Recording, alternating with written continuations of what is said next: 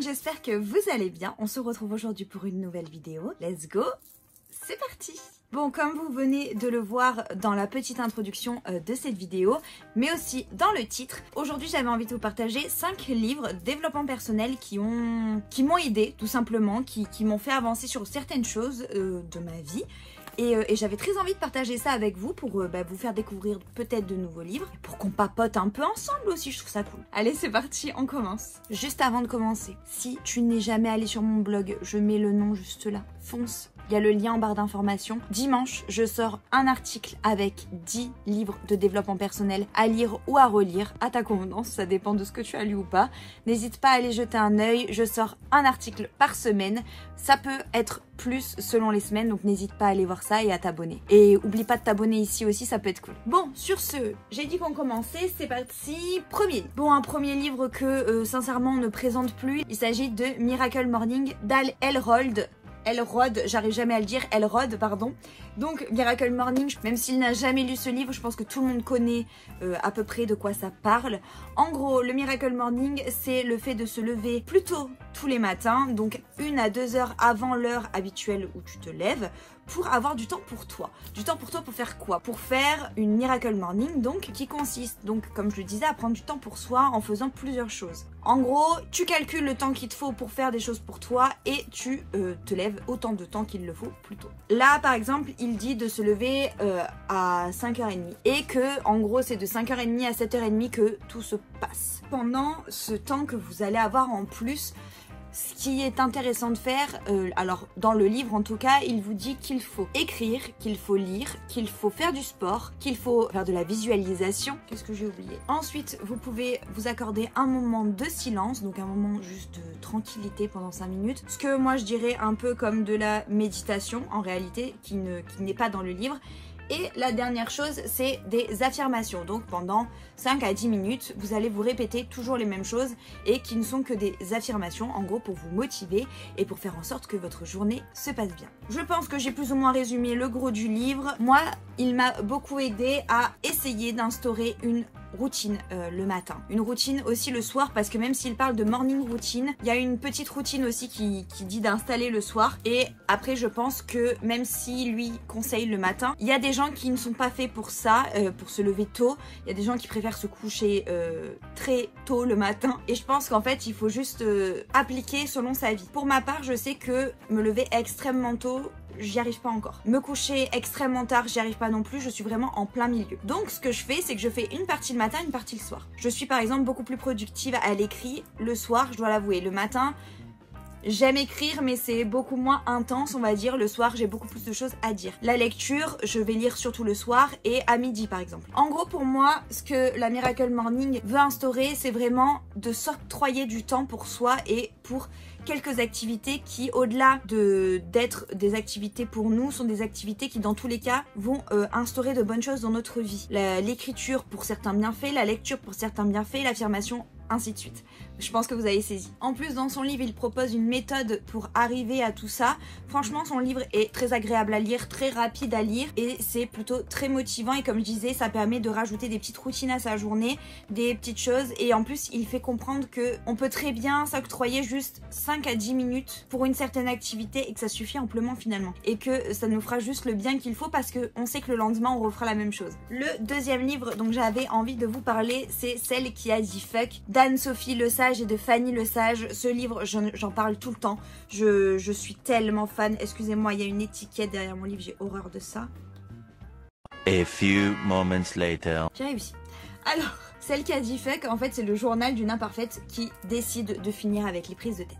En gros, c'est une jeune femme qui s'appelle Alice et qui est un peu paumée dans sa vie tout simplement et qui va tenir un journal pendant X temps où elle va raconter un peu ses déboires. Elle va en fait essayer de se sortir de sa vie dans laquelle elle s'est un peu embourbée parce que en plus elle se rend compte qu'elle veut un bébé mais elle n'y arrive pas, que niveau boulot c'est pas tout à fait ça non plus et c'est quelqu'un qui pense beaucoup, quelqu'un qui se prend beaucoup la tête et en fait tout simplement dans ce livre on va avoir des petits tips pour arrêter de se prendre la tête, arrêter de cogiter sans cesse et juste vivre, mon dieu, juste vivre. Pour juste vous dire, parce que je sais que ça ne plaît pas forcément à tout le monde, c'est tenu donc comme un journal intime, comme vous pouvez le voir, avec des dates, etc. Et il y a aussi des petits dessins, il y a pas mal de petits dessins, moi j'adore ça. Il y a même des petits encarts comme ça, vous voyez, avec plein de choses décrites. Enfin moi perso, j'adore, je trouve ça beaucoup plus stimulant pour lire. Je sais que pour certains ça peut déplaire, donc je préfère prévenir. Moi ce livre je l'ai adoré parce qu'il m'a fait déculpabiliser sur plein de choses. J'ai adoré parce que ça lit une histoire et en même temps ça lit des faits réels, dans le sens où ce sont des réelles études sur lesquelles elles se sont appuyées pour écrire leur livre. Je suis trop fan. C'est un de mes livres préférés, sincèrement. Je pensais pas que j'allais autant accrocher. J'avais vraiment beaucoup accroché avec ce livre, que je vais certainement relire parce que le 2 est sorti et que je ne l'ai pas encore lu. Donc je vais relire les deux. Donc comme je disais, celui-ci il permet vraiment de juste lâcher prise, d'arrêter de se prendre la tête, de vivre tout simplement, de pas trop réfléchir à ce qu'on veut faire, enfin de pas trop réfléchir finalement, juste faire et arrêter de se prendre la tête sans cesse. Et puis au niveau de la morale de l'histoire, on voit tout simplement que quand on apprend à lâcher prise et quand on se laisse un peu vivre, il y a pas mal de belles choses qui arrivent et qu'il faut juste y arriver et se laisser tranquille, tout simplement. J'ai dû dire cette phrase 3000 fois depuis 2 minutes, mais c'est tellement ça en fait le but de ce livre, que vraiment si vous êtes quelqu'un un peu comme moi, ou comme du coup celle décrite dans le livre qui avait tendance à énormément réfléchir, énormément penser à plein de choses en même temps, à vous mettre la pression aussi, à être très exigeante envers vous-même, exigeant aussi envers vous-même, n'hésitez pas à lire ce bouquin, je vous jure c'est un effet thérapeutique incroyable. Ensuite, le troisième livre que je voulais vous présenter dans cette vidéo, c'est aussi d'Hal Elrod. Je n'y arriverai pas, hein. C'est aussi donc d'Hal Elrod. C'est l'équation du miracle, donc ça c'est un livre un peu plus récent que Miracle Morning. Et le titre secondaire, c'est Transformer le possible en certitude. Alors, celui-ci, il permet de se dire que toute chose est possible. Qu'un miracle, ça peut arriver à 2 conditions. La première, c'est conserver une foi inébranlable en soi-même et en ce qu'on veut faire, en ce qu'on veut obtenir, et de toujours garder l'objectif en tête et de dire que c'est possible d'y arriver. Le deuxième, c'est de fournir un effort extraordinaire, c'est-à-dire que vous savez que pendant X temps, quoi qu'il arrive, vous allez vous lever, vous allez manger, vous allez dormir, vous allez vivre pour cet objectif-là, mais vous savez que c'est pour du bien derrière. Donc pendant un laps de temps, on s'accroche et on le fait. Moi, ce que j'ai beaucoup aimé, c'est que au-delà de tout ça, de cette équation qu'il essaye de bien nous expliquer, on a pas mal d'exemples pour qui ça a fonctionné, même pour lui que ça a fonctionné. Pour tout vous dire, je l'ai pas encore terminé, j'en suis un peu... j'en suis à un tiers du livre. Et j'aime déjà tellement ce bouquin, c'est terrible. En fait, il est extrêmement motivant. Le matin, j'essaye principalement de lire des livres de développement personnel et le soir, plus des romans, des BD, des mangas, etc. Mais c'est vrai que le matin, j'aime bien lire ce genre de livres pour me stimuler dès le réveil. Et celui-ci, c'est vraiment ça. C'est-à-dire qu'il va vraiment vous aider à vous dépasser, à accomplir ce que vous voulez mettre en place, ce que vous voulez faire, que vos projets se réalisent. Enfin, c'est vraiment un coup de boost, je trouve, pour tout ça, pour ces projets. Et ce que j'aime beaucoup avec Hal Elrod et qu'il y a aussi dans Miracle Morning, c'est que en fait il vous guide, il vous explique comment arriver au but, il vous explique comment mettre en place les conseils qu'il vous donne. J'aime beaucoup ce qu'il fait. Alors le seul problème que j'ai avec ces bouquins, c'est qu'il y a énormément d'exemples, énormément de témoignages. Alors c'est bien parce que pour motiver un peu plus, c'est cool, pour se dire que oui, si ça marche chez les autres, ça va marcher avec moi, mais moi là c'est trop. C'est vrai que là il y en a vraiment beaucoup. Alors quand vous êtes comme moi, que vous en foutez, je sais que je passe quelques petits passages du livre et puis c'est pas très grave. Mais pareil, comme pour celle qui a dit fuck, je préfère vous prévenir qu'il y aura des petits passages à passer si vous n'aimez pas trop avoir 1 million d'exemples sur le même sujet, tout simplement. Le 4e livre que j'ai à vous présenter, pareil, je pense que toute la population du monde l'a lu. J'exagère, ok, mais au moins la population française, si elle ne l'a pas lu, elle en a au moins entendu parler. Il s'agit de Ta deuxième vie commence quand tu comprends que tu n'en as qu'une, de Raphaël Giordano. Ce livre, je l'avais depuis très longtemps dans ma pile à lire. Je ne la lisais pas, je ne sais pas trop pour quelle raison.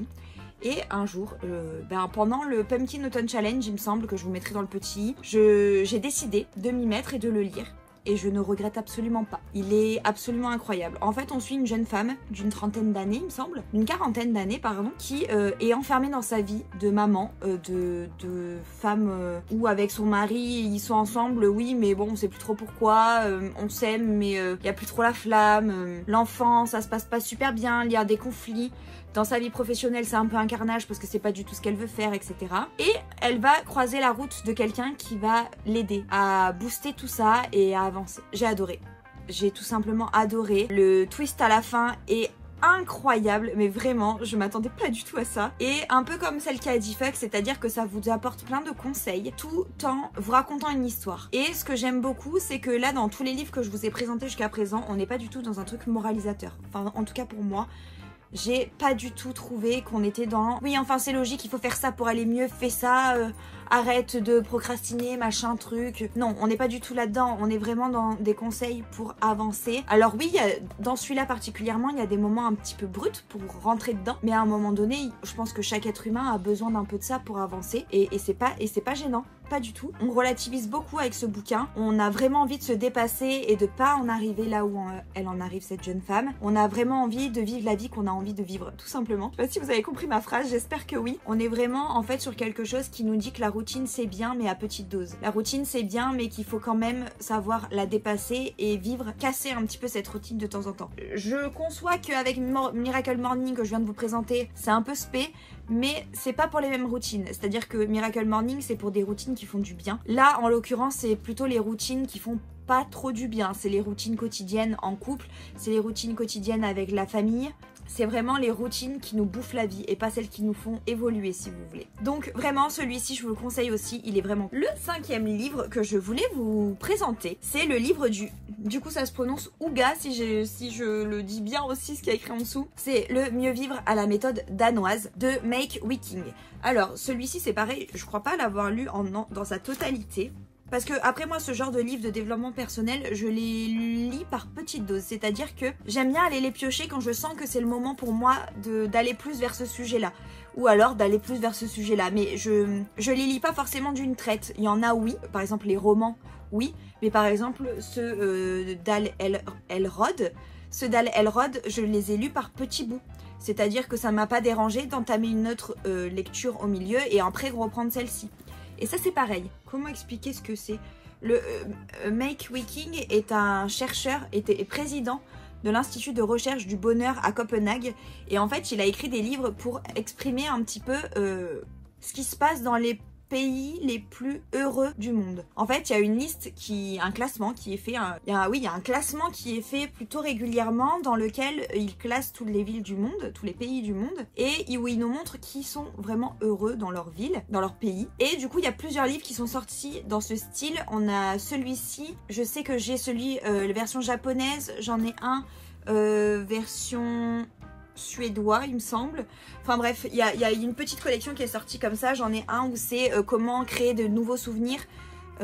Oui c'est ça je crois, comment créer de nouveaux souvenirs, qui est pas mal aussi. Et en fait j'aime beaucoup ce genre de livre parce que déjà ça nous permet de nous ouvrir à d'autres cultures et aussi ça nous permet de choper un petit peu les astuces qu'ils mettent en place eux et qui sont plutôt intéressantes et qui permettent vraiment qui résonnent en soi. Il y a vraiment des choses très intéressantes. Alors, à la base, j'avais fini, je voulais seulement vous en sortir 5, mais en ce moment, je suis en train de lire un livre dont je vais vous reparler plus en détail dans une prochaine vidéo, mais que je voulais quand même mettre dans ce livre parce qu'il est vraiment en train de m'aider, et il s'agit de Sans filtre de Juju Fitcat. Je suis absolument subjuguée par ce livre, je ne m'attendais absolument pas à ça, c'est-à-dire que on m'avait déjà dit qu'il était bien, je croyais ces gens, il n'y avait aucun doute, je savais que ça allait aussi me plaire, mais je ne pensais pas à ce point-là. Déjà, c'est plutôt très très bien écrit. C'est des sujets très divers. Et des fois, c'est même un peu trop rapide par moment pour certains sujets. Mais je me dis que plus, ça serait peut-être dérangeant aussi, donc c'est pas plus mal. Mais il y a vraiment des choses très très très cool dans ce bouquin. Elle parle d'énormément de sujets différents. Elle parle de confiance en soi, de nourriture, de sport. Elle parle aussi de zéro déchet. Enfin, elle parle vraiment de plein de sujets différents. Et ça, déjà, j'adore.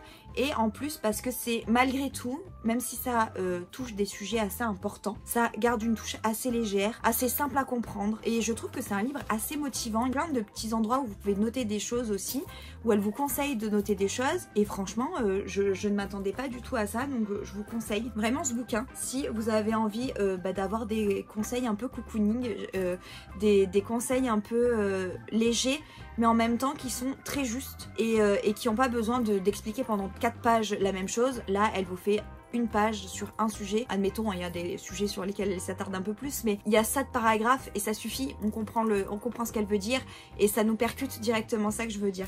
Franchement, je suis très étonnée et je suis très contente de lire cette lecture. Et ben voilà tout pour cette vidéo. J'espère qu'elle vous aura plu. N'hésitez pas à me dire quel livre vous mettriez dans ce classement. Quels sont les 5 livres de développement personnel qui vous ont aidé dans votre vie. Ça peut aussi être des romans, hein, pourquoi pas. Ça peut être des BD, des mangas, enfin des histoires qui vous ont fait résonner des choses en vous et qui vous ont aidé aussi. Il n'y a pas forcément que du développement personnel qui aide. Donc n'hésitez pas à me dire ça en commentaire. N'hésitez pas à liker la vidéo si elle vous a plu. N'hésitez pas à vous abonner si ce n'est pas encore fait, c'est juste en dessous, ça prend une seconde, c'est gratuit et ça fait extrêmement plaisir. Nous, on se retrouve très vite pour une nouvelle vidéo. Je vous embrasse très très fort, on se dit à très vite. Ciao ciao.